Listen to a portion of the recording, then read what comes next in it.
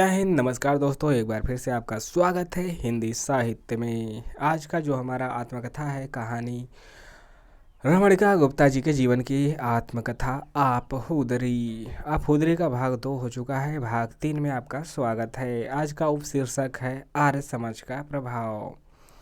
वचन स्वर 19। आइए देखते हैं आगे। रमणिका जी के परिवार पर आर्य समाज का काफ़ी प्रभाव था। यद्यपि उनका परिवार हिंदू रीति रिवाजों और कर्मकांडों को निभाता था, फिर भी पुरातनपंथी मान्यताओं और कट्टरपंथी सोच को कभी प्रश्रय नहीं देता था। उनके घर में हर रविवार को हवन होता। दादी चूँकि पुराने जमाने की थी, वह श्राद्ध व्रत सहित सारे कर्मकांड किया करती थी। घर में आर्य समाज के प्रभाव की वजह से ही घर की स्त्रियों को पर्दा प्रथा से मुक्ति मिली हुई थी। लड़कियों तथा यहाँ तक कि बहुओं की शिक्षा दीक्षा का भी प्रबंध किया जाता था। ये आर्य समाजी सोच का ही देन थे, जिसमें स्त्रियों की शिक्षा पर पुरुषों के समान ही बल दिया जाता था। इस कारण रमणिका गुप्ता बिना किसी अवरोध के उच्च शिक्षा ग्रहण कर पाई। अन्यथा उस जमाने में तो स्त्रियों को उच्च शिक्षा तो क्या, प्राथमिक शिक्षा भी प्राप्त करने पर सैकड़ों अवरोध थे। आप समझ रहे हैं ना, आज़ादी के समय के। शिक्षा के क्षेत्र में तो रमणिका गुप्ता के परिवारजनों की यह उदार दिली ही मानी जाएगी, जिसने अपनी बहू के अधूरी शिक्षा को पूरा करने के लिए घर में मास्टर बुला लिया था। अपनी बहू की अधूरी शिक्षा को पूरा करने के लिए घर में मास्टर बुला लिया था। आर्य समाज का प्रभाव घर में बढ़ रहा था। पटियाला में नाना की हवेली जिस मोहल्ले में थी, उसे बाजार के चौक में आर्य समाज का मंदिर था। वहाँ हर रविवार को हवन होता था। सत्यार्थ प्रकाश पढ़ने से पहले रमणिका जी बचपन में खूब पूजा पाठ किया करती। हनुमान चालीसा के दिन में 40 पाठ करना उनकी दिनचर्या का अंग बन गया था। मांस मच्छी खाना तो दूर, उससे छुआ भी भर जाने पर वह नहाने चली जाती थी। सत्यार्थ प्रकाश पुस्तक पढ़ने के पश्चात उनका पूजा पाठ, व्रत, त्यौहार, श्राद्ध, कर्मकांड हर चीज़ पर से विश्वास उठ गया। यहीं से उनके जीवन में नया मोड़ लिया, जो आगे चलकर उनके व्यक्तित्व की अलग पहचान बन गई। कहीं से सत्यार्थ प्रकाश किताब मेरे हाथ लगी। वे कह रही हैं, सब पूजा पाठ छूट गया। पूजा में विश्वास क्या खत्म हुआ कि फिर कभी उस पर विश्वास नहीं कर पाई। लेखिका के जीवन पर्यंत यानी कि क्या कहते हैं, नास्तिक बने रहने के पीछे सत्यार्थ प्रकाश बहुत बड़ा हाथ है। दयानंद सरस्वती। पुस्तक ने उनके विद्रोही मन को तेवर दे दिए। वह हर अंधविश्वास, कर्मकांड और कट्टरपंथी मान्यताओं को मिटा देना चाहती थी। उदारवादी रवैया धर्म के प्रति उनके व्यक्तित्व का हिस्सा बनता जा रहा था। घर में चचेरे फुफेरे भाइयों के साथ वह सत्यार्थ प्रकाश पर खूब बहस करती। कर्मकांड के खिलाफ कदम, मूर्ति पूजा का विरोध एवं छुआछूत, श्राद्ध को बढ़ावा न देना उन लोग के बहस का मुद्दा बना करता था। स्कूल में भी बालिका रमणा पर्दा प्रथा के खिलाफ बोला करती थी। रूढ़ी मान्यताओं के खिलाफ विरोध करने पर वह कभी पीछे नहीं हटती थी, चाहे उन्हें सजा ही क्यों न मिले। उन दिनों रियासत का विक्टोरिया स्कूल में, जहां जनरलों, कर्नलों या फिर रियासत के दीवानों की पर्दानशील लड़कियां वाहनों में पर्दा लगाकर चादर ओढ़ कर पढ़ने आती थी, यह सब रमणिका जी को स्त्रियों के साथ अन्याय लगा। उन्हें लगा कि पुरुष समाज इतना स्वच्छंद घूमे और स्त्रियों के लिए इतना पर्दा, इतना निषेध। वह स्कूल में पर्दा प्रथा के खिलाफ खुलकर बोलती। इस बार स्कूल की प्रिंसिपल ने उन्हें डांटा और एक थप्पड़ भी लगाया। फिर भी वह अपने विचारों पर अड़िग रहे। मैं टस से मस नहीं हुई, मैं ठीक कहती हूँ। मैंने पढ़ा है सत्यार्थ प्रकाश में, भगवान मूर्ति में नहीं सबके मन में है। सब लोग बराबर हैं, कोई ऊंचा नीचा नहीं है। वैदिक युग में कोई औरत पर्दा नहीं करती थी, फिर भी हम पर्दा क्यों करें। आर्य समाज का प्रभाव शादी विवाह जैसी चीज़ों पर भी पड़ा। घर में होने वाली शादियां आर्य समाजी मंदिर में आर्य समाजी रीति रिवाजों से होने लगे। यहाँ तक कि वर कन्या की शादी का योग्य आयु भी आर्य समाज के निर्धारित मानदंडों के हिसाब से तय होने लगा। लड़के की उम्र 25 वर्ष और लड़की की 18 वर्ष आयु शादी के लिए निर्धारित की गई। उन दिनों पति पत्नी में 8 से 10 वर्ष का अंतर कुछ खास अंतर नहीं माना जाता था। मनोविज्ञान की समझ, अगला जो उपशीर्षक है मनोविज्ञान की समझ। रमणिका गुप्ता जिंदगी के अनुभवों से इतनी परिपक्व हो गई कि अपने आसपास के पात्रों के व्यवहार और उस व्यवहार के पीछे हुए मनोग्रंथि को ताड़ लेती थी। आप हुदरी आत्मकथा, जो कि बहुत कुछ कथात्मक शैली में लिखी गई है। उन्होंने अपने परिवारजनों के विभिन्न लोगों के व्यक्तित्व को मनोवैज्ञानिक ढंग से परखने की चेष्टा की, जिसमें वह काफ़ी सफल भी हुई। सबसे मुख्य पात्र है रमणिका गुप्ता की भाभी, जिसके साथ उनके बचपन का अधिकांश हिस्सा गुजरा। भाभी उनसे 7 साल बड़ी थी। उनके माता पिता यानी पापा जी और बीबी जी के पास बच्चों के लिए वक्त नहीं होता था, क्योंकि दोनों आपस में इतने अतिशय प्रेम में डूबे रहते कि परिवार के दूसरे सदस्यों की उपेक्षा होना लाजमी था। और उनके बड़े भाई भी सदा ड्यूटी पर तैनात रहने की वजह से ज़्यादातर घर से दूर रहते थे। वे केवल साल भर में 2 बार ही छुट्टियां मनाने घर आते। ऐसे में बालिका रमना उनके भाभी को एक दूसरे का साथ मिला। माँ के पास बच्ची को समय देने के लिए कभी वक्त नहीं होता था, तो कभी बीबी जी के गुस्सैल स्वभाव ने बालिका रमना को माँ से कभी करीब आने नहीं दिया। ऐसे में कहीं ना कहीं भाभी ने उनको मातृवत स्नेह भी दिया और बाल मन में उठने वाले सवालों का जवाब भी दिया करती थी। भाभी के आने पर मेरी दादी की एक जिम्मेदारी भी घट गई थी। अब बेटियों का नहलाना, कंधी पट्टी करना, स्कूल भेजना भाभी का ही काम हो गया था। भाभी की संगत में रहकर सब कुछ सकारात्मक ही हुआ ऐसा नहीं है। उनकी भाभी बचपन से असहज परिस्थितियों में रहती आई थी। माता पिता की मृत्यु के पश्चात उन्हें अपनी बहन एवं बहनोई के घर रहना पड़ा। उनके जीजाजी ने उन्हें हमेशा एक अवांछित सदस्य के रूप में ही घर में स्वीकार किया। घृणा भेदभाव को सहते सहते वह यौवन के दहलीज पर पहुंची, जहां उनकी शादी रमणिका गुप्ता के बड़े भाई से हुई। चूँकि उनके भैया ज़्यादातर ड्यूटी पर ही रहते, इसलिए उनका ध्यान घर के इधर उधर की बातों में भटकने लगा। वह हर उस बात को चटकारे लेकर सुनती अथवा कहती जिसमें स्त्री पुरुष संबंधों से संबंधित थोड़ा भी मिर्च मसाला होता था। उनकी भाभी का जीवन सदा दूसरों के प्यार को देख देख कर रस लेने एवं खुद तरसते हुए हुआ। घर में सास ससुर के आपसी प्रेम को देखकर उनका मन भी पति प्रेम पाने को व्याकुल होता था, लेकिन पति तो ज़्यादातर दूर ही रहता था। ऐसे में वह अपनी अतृप्त भूख मिटाने के लिए हर स्त्री पुरुष के रिश्तों को सेक्स की नज़र से देखने लगे थे। रमणिका जी ने उनके इस प्रवृत्ति की व्याख्या बड़े ही मनोवैज्ञानिक ढंग से परिभाषित की है। मुझे महसूस होता है कि शायद भाभी अपनी अतृप्त भूख मिटाने के लिए ही मासूम हरकतों को भी सेक्स की नज़र से देखती थी और अपनी संतुष्टि कर लेती थी। उनके पापा जी के कमरे में हमेशा किसी न किसी स्त्री का आना जाना लगा ही रहता। कौन आई, कब आई, क्या कर रही थी, अपने सब बातें की मुखबरी करने के लिए वह बालिका रमना को काम पर लगाए रखती। इन सब बातों में वह काफ़ी रस लेती और ठहाके लगाकर हंसती, जिससे कहीं न कहीं यौन संबंधों के प्रति जिज्ञासा बाल मन में तीव्र हो गई। भाभी के भीतर हर स्त्री पुरुष को स्वाभाविक अथवा सामीप्य भरे रिश्ते को स्त्री पुरुष के सेक्स संबंधों की दृष्टि से ही देखने का दृष्टिकोण पनप गया था। भाभी के इस पुरुष स्त्री के हर सामीप्य को सेक्स के संदर्भ में ही देखने वाले दृष्टिकोण से मुझे आगे चल जाकर भी वास्ता पड़ा। बहुत मुमकिन है कि मुझे इस दृष्टिकोण ने परोक्ष या अपरोक्ष रूप से प्रभावित किया हो। उन्हें यह महसूस हुआ कि भाभी भैया की अनुपस्थिति में अपने यौन सुखों की अतृप्त कामना की पूर्ति बालिका रमना को चूम चाट कर करती। रमणिका के जीवन में लेस्बियन रिश्ते की शुरुआत भाभी की वजह से हुई, लेकिन जिसके प्रति मन में घृणा और भय की भावना ही मन में घूमती रही। उनकी भाभी ने जीवन में कड़वे अनुभव भी रहे थे, इसलिए वह व्यवहार कुशल हो गई थी। वह एक साथ पति, सास, दादी, छोटे देवर, नंदों सबको खुश रखने की कला जानती थी। जब उनके भैया ने उनका नृत्य कला में प्रशिक्षण लेने हेतु दाखिला करवा लिया तो यह बात उनके सास अर्थात बीबी जी को नागवार लगी। वह भाभी पर काफ़ी क्रोधित हो गई। तब भाभी ने स्वयं को बचाने के लिए भैया के नाम का सहारा लिया। सारा छीका उनके ही सर फोड़ा, यह कहकर कि जो भी करती हूँ भैया की मर्जी से ही करती हूँ। भाभी हंस पड़ती। वे ज़्यादा बड़ी थी, व्यवहारिक थी, सबको खुश रखने की कला उन्हें आती थी। भाभी भैया को ढाल बनाकर बीबी जी के सब वार रोक ही नहीं लेती थी, बल्कि बीबी जी के बाणों की धार को भोथरा भी कर देती थी। रमणिका गुप्ता ने स्वयं के बारे में अपने बचपन की हरकतों को मनोवैज्ञानिक ढंग से विश्लेषित किया है। बचपन में जब उनकी छोटी बहन से है या कमतर समझा जाता तो यह बात उन्हें खटकती, इसलिए कि उनकी छोटी बहन ज़्यादा सुंदर थी और वह बचपन में मरियल, सीधी सादी, भोंदू सी दिखती थी। दूसरा, उनका विद्रोही स्वभाव, हर बात पर तर्क करना, सही बात के लिए अडिग रहना, यह सब घर वालों को भाता नहीं था। खासकर उनकी बीबी जी ने तो उन्हें जिद्दी, विद्रोही, बुरी लड़की करार दिया। जब हम बीबी जी कहें तो उनकी माँ समझिए, माता। वह उनके सामने हमेशा उनकी छोटी बहन को ही तवज्जो देती और उनके छोटे भाई पर ही सारा लाड़ प्यार लुटाती। यह सब अवहेलना, उपेक्षाएं उनके मन को कड़वा करती गई और कई बार यह जानबूझकर बुरी लड़की बनती, यह सोचकर कि सब तो मुझसे बुरी लड़की समझते हैं, सब तो मुझे बुरी लड़की ही समझते हैं, तो अपने भीतर की अच्छी लड़की को दिखाकर क्या करूं। लेकिन वह अपने भीतर अंतर्मन को कभी भी हताश या निराश नहीं होने देती थी। उन्होंने अपने भीतर ही अच्छी लड़की की छवि पाल रखी थी। कौन? रमणिका जी। प्राय समय निकाल कर मैं अच्छी लड़की से बतिया जरूर लेती थी। आरोपों और लांछनों से घिरी जब मैं नितांत अकेली होती तो वह अच्छी लड़की मुझे हंसाती, मेरा हौसला बढ़ाती, मेरा साथ देती। वह अच्छी कहकर मुझे पुकारती थी। अच्छी। अगला उपशीर्षक है रियासतों की सच्चाई क्या है। आप उधरी पढ़ने के पश्चात हमें रियासतों के कई नग्न सच्चाइयों का पता चलता है, जिससे हमें ज्ञान हो पाया कि ऊंची ठाट बाट, शानो शौकत, ऐसो आराम, रुतबा जो राजा महाराजाओं की पहचान थी, इस सब के पीछे कितना चारित्रिक खोखलापन है।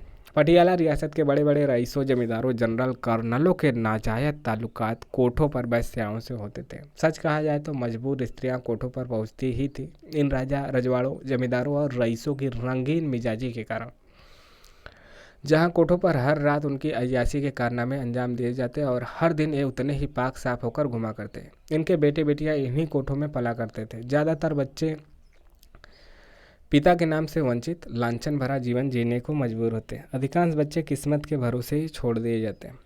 कुछ लोग दरिया दिली दिखाकर बच्चों को पढ़ा देते। उन बच्चों में से एक था हामिद, जिस पर किशोरावस्था में लट्टू हो गई थी रमणिका।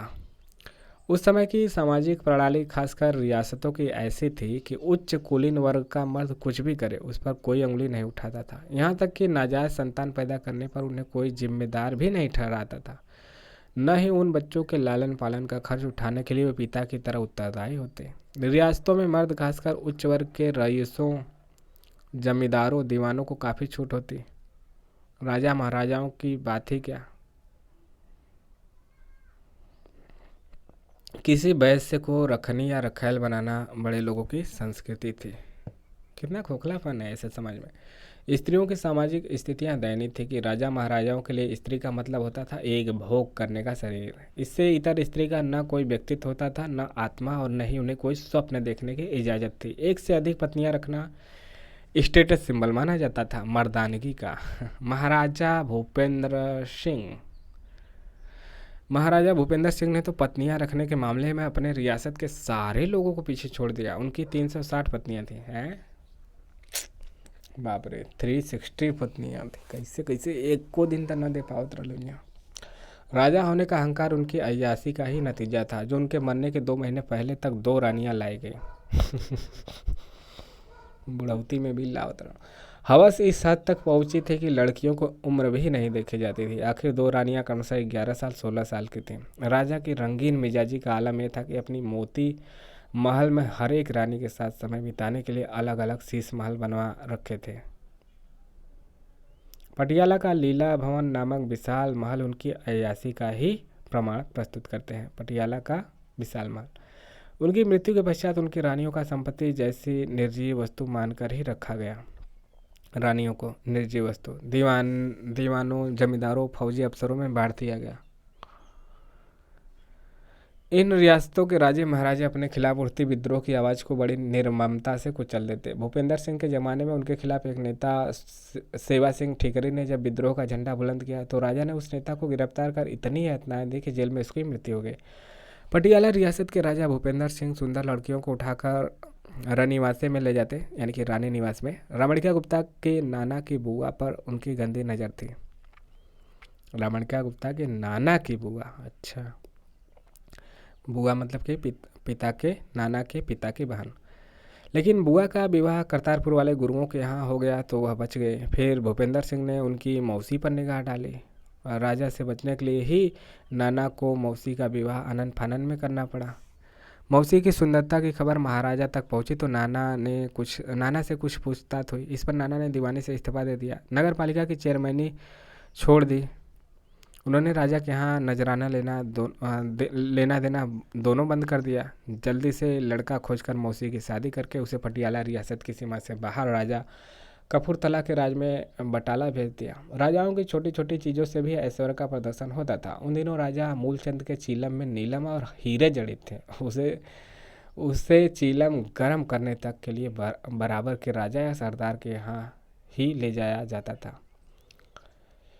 हिरण, सुअर और खरगोश का शिकार करना राजाओं के लिए शान की बात थी।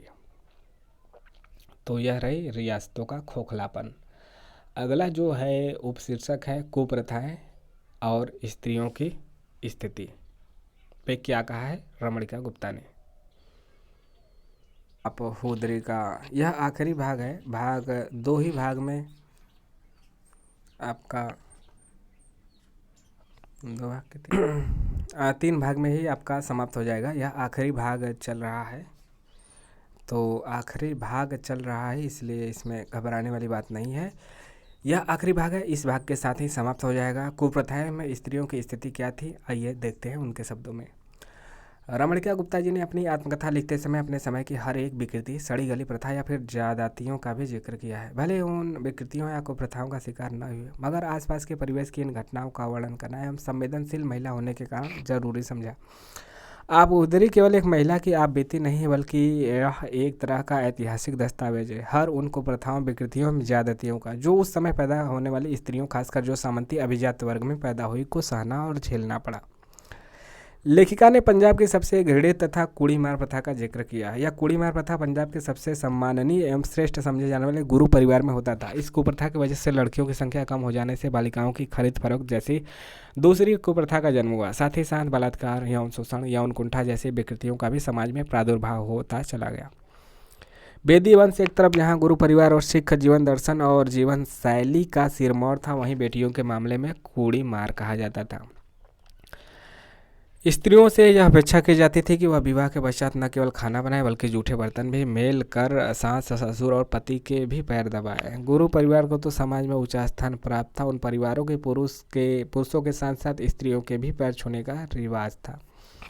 गुरु परिवार की लड़कियां किसी के पैर नहीं छू सकती थी, चाहे सामने वाला उम्र और रिश्ते में बड़ा ही क्यों ना हो। यह सब बात मध्यम वर्गीय परिवार को कबूल न थी, इसलिए वे गुरु परिवार की बेटियों को अपने घर की बहू बनाना पसंद नहीं करते थे।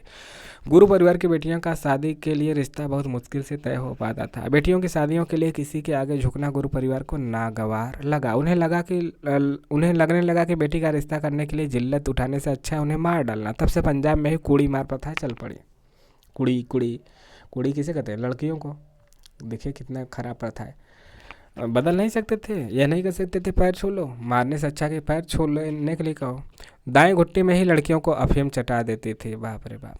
रमणिका जी के परिवार का इतिहास भी कुड़ी मार वाला ही रहा। यह तो उनकी बड़ी बुआ के पैदा होने पर उनके ताऊजी और छोटे दादा अड़ गए, जिससे कि उनके वंश में लड़कियों को जीवित छोड़ा जाने लगा। बड़ी बुआ के पैदा होने पर उनके ताऊजी, बड़का बाऊ और छोटे दादा अड़ गए। रमणिका जी का परिवार यद्यपि सामंती सोच से ग्रस्त था, तथापि यहाँ पुरुष सदस्य दूसरे परिवार के पुरुषों की तुलना में अधिक उदार और स्त्रियों के प्रति ममतामयी थे।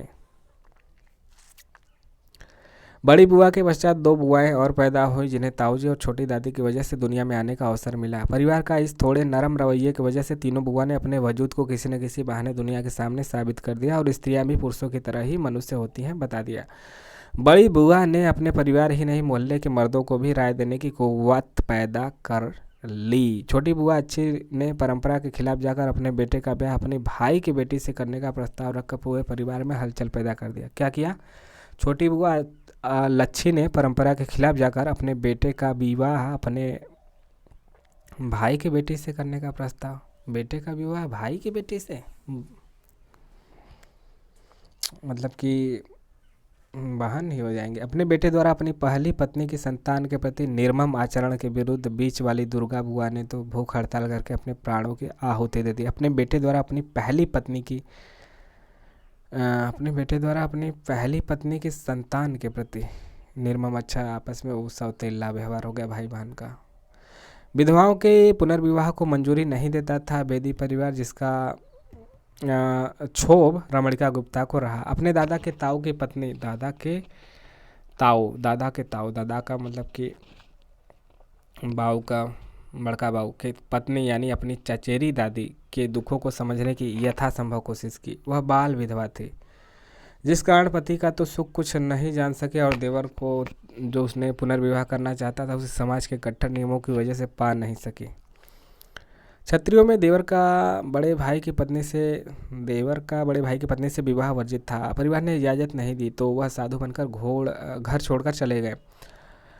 पति और देवर दोनों के प्यार से महरूम रहने वाली दादी के दुख को यथासंभव रमणिका जी ने मार्मिक शब्दों में बयां करने की कोशिश की है। इससे उनके संवेदनशील हृदय का पता चलता है। कितनी घुटन में जी होगी ताई, कितनी मुस्कुराहटों को उन्होंने होठों में बंद कर लिया होगा। आंखों में भरे प्यार के उछाल को रोकने में शायद उन्होंने आंखें ही बंद कर ली होगी कि कोई भाप न ले कि उनके उमड़ते प्यार को।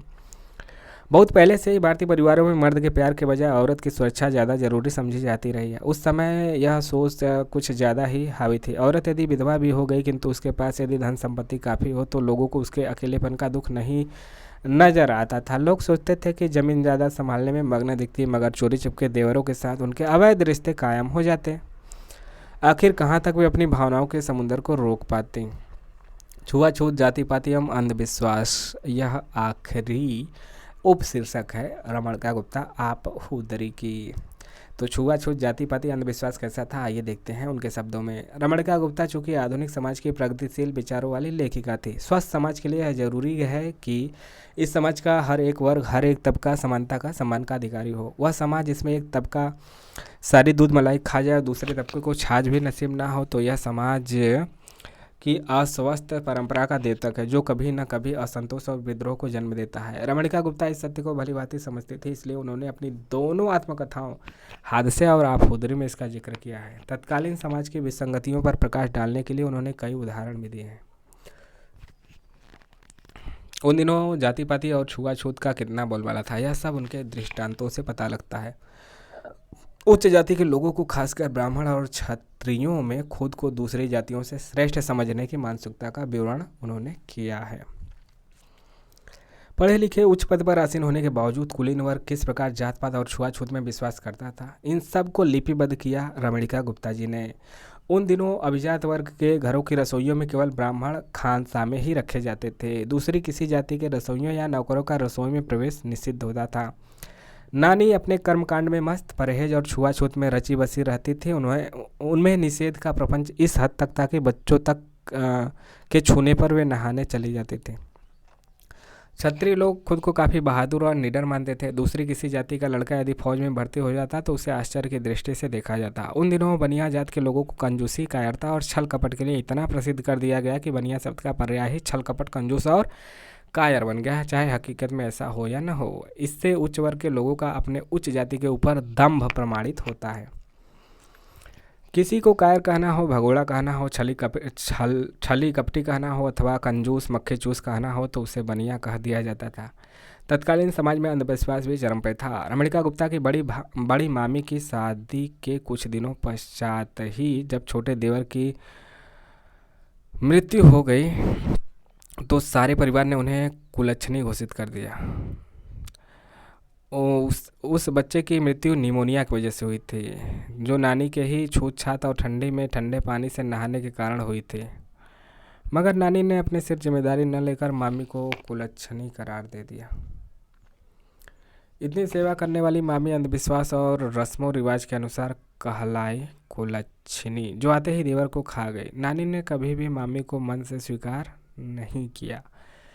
रमणिका जी ने अपनी आत्मकथा में सामाजिक विकृतियों और विसंगतियों को यथार्थ चित्रित किया है। तो इस प्रकार से यह कहानी हुई आपकी समाप्त। आप हुदरी, मतलब एक सारांश के रूप में यह कहानी हो गई है समाप्त।